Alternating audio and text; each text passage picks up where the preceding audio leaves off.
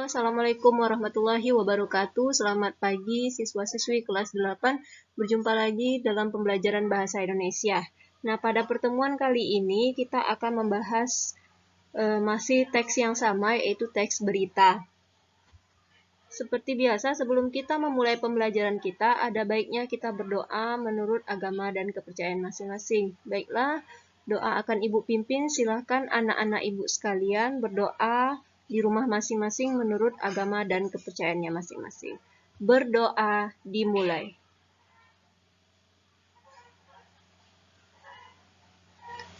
Berdoa selesai. Anak-anak Ibu, silahkan simak video pembelajaran ini sampai selesai. Pada pertemuan kedua ini, ada 3 tujuan pembelajaran yang akan kita capai. Yang pertama, anak-anak Ibu diharapkan untuk mampu meringkas berita yang telah didengar maupun yang dibaca. Yang kedua, anak-anak Ibu diharapkan untuk mampu menyimpulkan berita yang telah didengar maupun dibaca.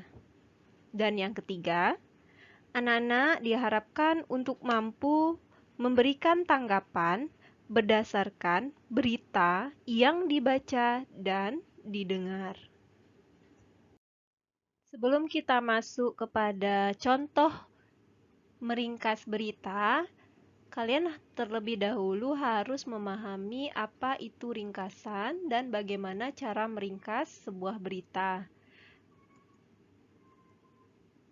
Ringkasan adalah penyajian karangan yang panjang dalam bentuk yang lebih singkat dan efektif. Ya, jadi ringkasan itu merupakan penyajian atau pemaparan sebuah karangan yang tadinya mungkin terdiri dari 4 atau 5 atau 6 paragraf atau lebih dan disajikan kembali dalam bentuk yang lebih singkat dari bentuk yang aslinya. Nah, itulah yang dinamakan dengan ringkasan. Sedangkan meringkas berita. Nah, meringkas berita sendiri adalah kegiatan mengubah berita menjadi lebih singkat dengan memasukkan unsur-unsur berita dan tanpa mengubah urutannya. Jadi, meringkas berita kita hanya mengambil unsur-unsur beritanya saja dan kita tidak boleh mengubah urutan yang terdapat dalam teks atau berita aslinya. Jadi kita tetap memakai sudut pandang penulis. Nah, bagaimana kira-kira cara kita meringkas sebuah berita? Nah, Ibu ada 3 cara ya dalam meringkas berita. Yang pertama yaitu terlebih dahulu kalian harus membaca atau mendengarkan sebuah berita yang akan kalian ringkas dengan saksama, dengan teliti dan dengan sungguh-sungguh. Nah, setelah itu kalian mencari, menentukan unsur-unsur berita yang terdapat di dalam berita yang telah kalian baca atau kalian dengar tadi. Nah, berkenaan dengan unsur-unsur berita, masih ingatkah kalian pada pertemuan pertama kita telah mempelajari yang namanya unsur-unsur berita. Di sini dikenal juga dengan nama adiksimba. Atau dalam istilah bahasa Inggris itu dikenal dengan 5W plus 1H, yaitu apa, di mana, kapan, siapa, mengapa, dan bagaimana. Ya, pasti kalian masih ingat ya, jadi ketika kita meringkas ternyata berkaitan dengan unsur-unsur berita yang telah kalian pelajari pada pertemuan pertama. Langkah terakhir adalah setelah kalian menemukan unsur-unsur berita atau adiksimba yang terdapat di dalam teks berita tersebut atau berita yang kalian dengar, kalian harus menggabung atau merangkaikan atau menyatukan unsur-unsur berita tadi dalam bentuk paragraf yang utuh, dalam satu paragraf yang utuh. Contoh, kalau kamu mendengar atau membaca sebuah teks berita dalam bentuk mungkin 10 paragraf, maka cukup mencari unsur-unsurnya saja. Setelah dapat unsur-unsurnya, kalian gabunglah menjadi satu paragraf saja. Nah, itulah yang dinamakan dengan ringkasan. Ringkasan berita. Ibu rasa kalian pasti memahami ya sampai di sini. kita lanjut pada materi berikutnya. Berikutnya adalah menyimpulkan isi berita. Ada yang tahu apakah ringkasan dengan simpulan adalah dua hal yang sama? Nah, silakan simak penjelasan Ibu berikut ini. Simpulan adalah hasil akhir dari suatu pembicaraan.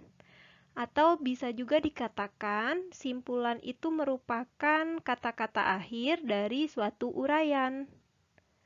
Kesimpulan berita tetap harus memuat unsur-unsur berita dengan rumusan yang lebih ringkas dari ringkasan. Nah, di kalimat ini kita bisa menemukan ternyata kesimpulan dengan ringkasan merupakan dua hal yang ada perbedaan dan ada persamaannya. Persamaannya adalah kesimpulan dan ringkasan berita tetap harus memuat unsur-unsur dalam sebuah berita yang didengar ataupun yang dibaca. Sedangkan perbedaannya adalah jika ringkasan biasanya dibentuk dalam satu paragraf yang utuh. Nah, kesimpulan dibuat lebih singkat atau lebih ringkas lagi daripada ringkasan. Biasanya itu dibentuk dalam satu kalimat yang utuh. Maka dengan demikian dapat dikatakan kesimpulan berita tetap harus memanfaatkan ringkasan yang telah dibuat sebelumnya. Jadi, antara unsur-unsur berita, ringkasan, dan simpulan saling berkaitan satu sama lain. Kesimpulan berita dapat disampaikan dengan menggunakan kata-kata berikut ini. Di antaranya ada dua di sini ya. Yang pertama, berita tersebut menyampaikan informasi tentang, nah kita sampaikan tentang apa. Ini membentuk satu kalimat yang utuh. Atau bisa kita menggunakan kata-kata yang kedua ini. Berita tersebut menginformasikan tentang, nah itu tadi ya, perbedaan antara ringkasan dan simpulan. Selanjutnya adalah menanggapi berita. Apa sih yang dimaksud dengan tanggapan? Tanggapan adalah reaksi seseorang berupa komentar, kritik, dan yang lainnya terhadap suatu peristiwa atau kejadian yang dilihat, dibaca, didengar, atau dirasakan sendiri.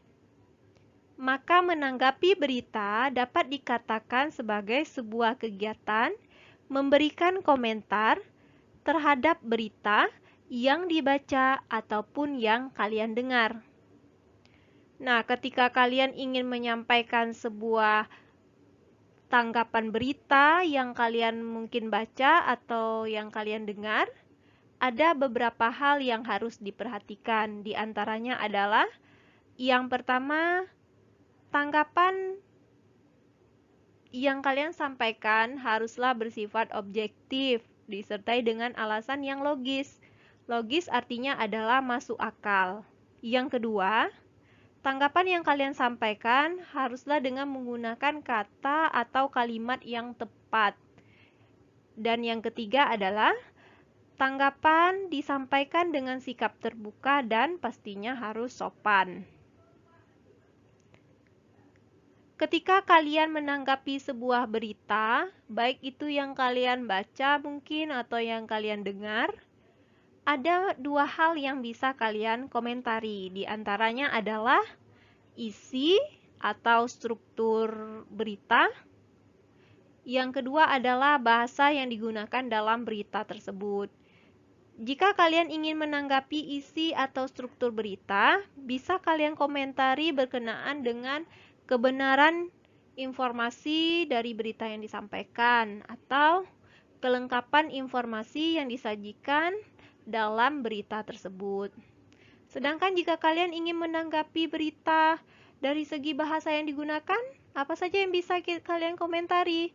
Ya, yang bisa kalian komentari adalah Mungkin penggunaan kalimat yang digunakan di dalam berita tersebut, atau pilihan kata yang digunakan dalam berita tersebut.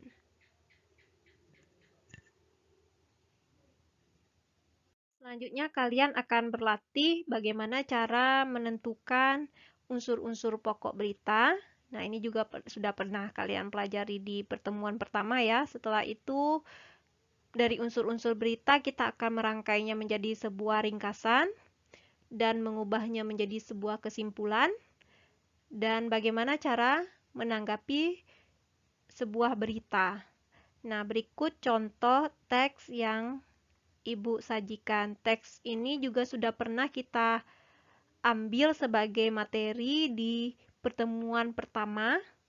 Teks ini Ibu kutip, Ibu ambil dari buku siswa Bahasa Indonesia untuk kelas 8, edisi revisi 2017, kurikulum 2013. 10 hari menjelang Lebaran, Sabtu tanggal 15 bulan 11, Pelabuhan Penyeberangan Merak mulai dipadati truk. Truk-truk tersebut mengangkut barang non-9 bahan pokok atau non-sembako. Tingginya arus truk dalam 2 hari terakhir berkaitan dengan adanya larangan melintas bagi truk non-9 bahan pokok atau non-sembako pada tanggal 21 hingga 25 November. Larangan tersebut berlaku bagi truk bersumbu lebih dari 2. Truk gandengan, truk tempelan, dan truk kontainer. Penumpukan truk bersumbu 2 tersebut di Pelabuhan Merak menyebabkan antrean truk sekitar 100 meter dari pintu masuk kapal. Antrean terjadi di dermaga 1 hingga dermaga 4, tetapi antrean tersebut masih dalam batas normal. Antrean belum membludak keluar area parkir pelabuhan. Akibat penumpukan truk itu, beberapa supir truk mengaku harus menunggu sekitar 2 hingga 4 hari untuk bisa masuk kapal.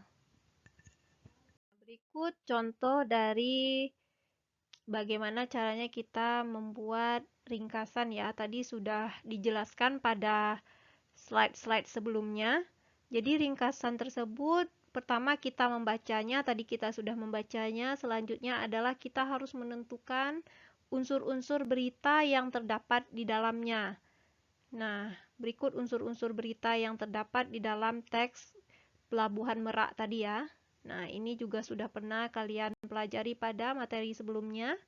Jadi di situ ada tentang peristiwa apa yang terjadi, siapa yang mengalami peristiwa tersebut, di mana peristiwa tersebut terjadi, kapan peristiwa tersebut terjadi, mengapa peristiwa tersebut terjadi, dan bagaimana proses terjadinya peristiwa tersebut.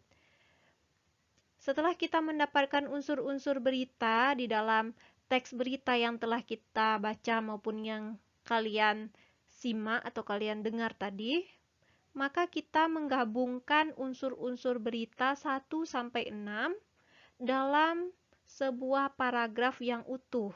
Jadi, peristiwa apa sampai bagaimana proses terjadinya peristiwa tersebut, kita gabungkan, kita satukan menjadi suatu paragraf yang utuh. Maka jadilah ringkasan seperti berikut. Pelabuhan Merak dipadati oleh truk-truk pengangkut barang non-sembako pada 10 hari menjelang Lebaran, Sabtu tanggal 15 bulan 11. Kondisi tersebut disebabkan adanya larangan melintas bagi truk non-sembako pada tanggal 21 hingga 25 November.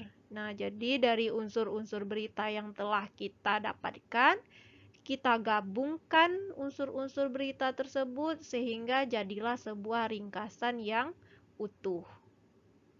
Selanjutnya adalah simpulan dan tanggapan dari berita yang telah kalian dengar tadi ya. Nah, simpulannya adalah berita tersebut menyampaikan informasi tentang padatnya Pelabuhan Merak oleh truk-truk pengangkut non-sembako pada 10 hari menjelang Lebaran. Kira-kira menurut kalian, apakah simpulan ini masih ada kaitannya dengan unsur-unsur berita yang dibentuk dalam bentuk ringkasan yang tadi? Ya, ada ya. Tetapi perbedaannya adalah jika ringkasan lebih panjang membentuk satu paragraf yang utuh, simpulan lebih ringkas, seperti penjelasan Ibu pada slide sebelumnya. Bahwasannya simpulan itu diambil dari ringkasan yang telah dibuat namun dipersingkat dalam satu kalimat saja. Nah, ini juga membentuk satu kalimat yang saja, tetapi tetap mengandung, tetap di dalamnya terdapat unsur-unsur berita. Selanjutnya adalah kita akan mencoba menanggapi berita tadi. Nah, masih ingat ya, berita bisa kita tanggapi dalam dua hal. Yang pertama dari segi isinya atau dari segi bahasanya. Nah, yang pertama kita akan mencoba menanggapi dari segi isinya terlebih dahulu. Di sini disampaikan informasi yang disampaikan dalam berita tersebut cukup akurat karena isinya tidak jauh berbeda dengan informasi-informasi yang disampaikan sumber berita lain. Nah, ini jadi yang ditanggapi adalah isi beritanya. Bahwasanya isinya cukup akurat, tidak jauh berbeda dengan sumber berita lainnya. Berarti bagus ya. Selanjutnya adalah berkenan dengan bahasa yang digunakan. Bisa jadi kalian menyampaikan tanggapan seperti ini ya. Bahasa yang digunakan dalam berita itu cukup jelas. Sebagai pendengar, saya mudah memahami informasi yang disampaikan dalam berita tersebut. Jadi, tanggapan itu kan merupakan penilaian kamu terhadap atau komentar kamu terhadap suatu berita yang kalian baca atau yang kalian dengar. Nah, ingat ya, tanggapan tetap harus disampaikan dengan bahasa yang santun dan sopan.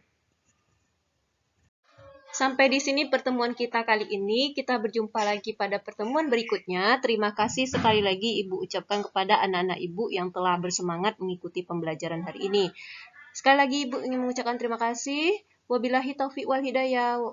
Wassalamualaikum warahmatullahi wabarakatuh.